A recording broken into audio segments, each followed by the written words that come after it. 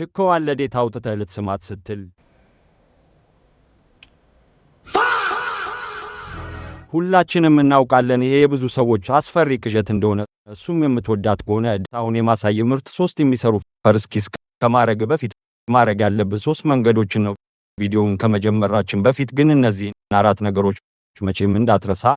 1. የአይን ንክኪ አይ ኮንታክት ለዴትህ ሙሉ ትኩረትን እንደሰጣቸውና በራስህ የምትተማመን ሰው መሆንህን ለማሳየት ይጠቅማል። 2. ፈገግታ ስማይል አብረሃቸው በመሆንህ እጅግ ደስተኛ እንደሆንክና በጊዜው እየተደሰትክበት እንደሆነ ያለምንም ቃል ለመግለጽ። 3. በራስ መተማመን ኮንፊደንስ በራስህ ስትተማመን አብሮ ያለው ሰው ካንተ ጋር አስተማማኝ የተጠበቀና ምቹ የሆነ ስሜት እንዲሰማት ታደርጋለህ። 4.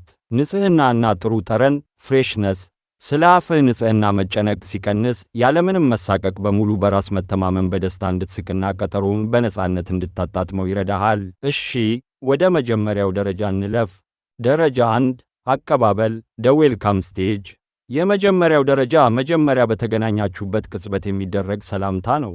እዚህ ጋር ማድረግ ያለብህ ነገሮች ሞቅ ያለ እቅፍ ዋርም ሃግ ስትገናኙ ቀለል አድርገህ እቀፋት። ኮምፕመንት ማድረግ ሰላም ካልካት በኋላ ለየት ያለ ያደረገችውን ነገር አይተህ አድንቅላት።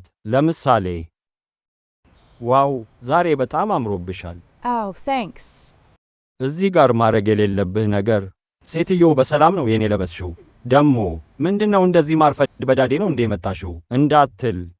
2 ወሬና ንክኪ ቶኪንግና ታችንግ ስቴጅ ሁለተኛው ደረጃ የጨዋታ ወይም የንግግር ሰዓት ነው። በዚህ ሰዓት አንተ ዋናው ሥራ ተመልካችና ጥሩ ሰሚ መሆን ነው።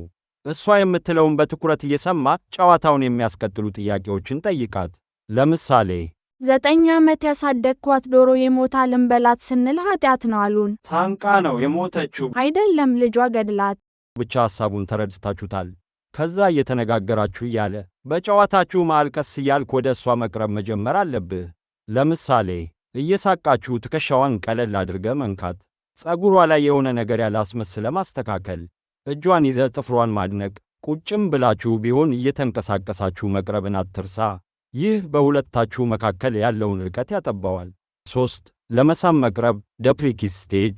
አብዛኛው ወንድ በመጀመሪያዎቹ 2 ደረጃዎች ላይ ብቻ ነው የሚቆመው። አንተ ግን ይህን ቪዲዮ ስላየህ የመጨረሻውን ደረጃ እንዴት እንደምታሳካ ታውቃለህ። ይህ ደረጃ የሚሆነው በጣም ተቀራርባችሁ ከተቀመጣችሁ ወይም ከቆማችሁ በኋላ ነው። 1 ዝምታውን ተጠቀምበት። ጨዋታው ቀዝቀዝ ብሎ ሁለታችሁም ዝም የምትሉበትን ቅጽበት ጠብቅ። 2 ተጠጋት። ቀስ ብለህ ወደ ፊቷ ተጠጋ። ከንፈሯና ፊቷ መሃል ያለውን ቦታ ጉንጯን ወይም ግንባሯን ቀለል አድርገህ ሳማት። 3 አይኗን ከሳምካት በኋላ መለስ ብለህ አይኗን እያት። መልካም ምልክት ከሆነ እሷ ራሷ ፈገግ ካለች ወይም ፍላጎት ካሳየች ቀጥታ ከንፈሯን መሳም ትችላለህ። የመደንገጥ ስሜት ካለ አይኗን አይተህ ፍላጎት ካላት ብቻ ቀስ ብለህ ቀጥልበት። አስታውስ ከመሳምሽ በኋላ መለስ ስትሉ አይን ለአይን መተያየት ካልቻላችሁ ነገሩን በደንብ አልፈለገችውም ወይም አልተመቻትም ማለት ሊሆን ይችላል። ግን ተስፋ አትቁረጥ። ይሄ ማለት የመጨረሻው ነው ማለት አይደለም። ቢያንስ 2 ጊዜ አብራችሁ ከወጣችሁ በኋላ እነዚህን 3 ደረጃዎች በጥንቃቄ ተግብራቸው። ቪዲዮው ከተመቻችሁ ላይክና ሰብስክራይብ ማድረጋችሁን አትርሱ። ቀጣይ ቪዲዮ ፈርስት ዴት መውሰድ ያለብህ ቦታዎች እነግርሃለሁ።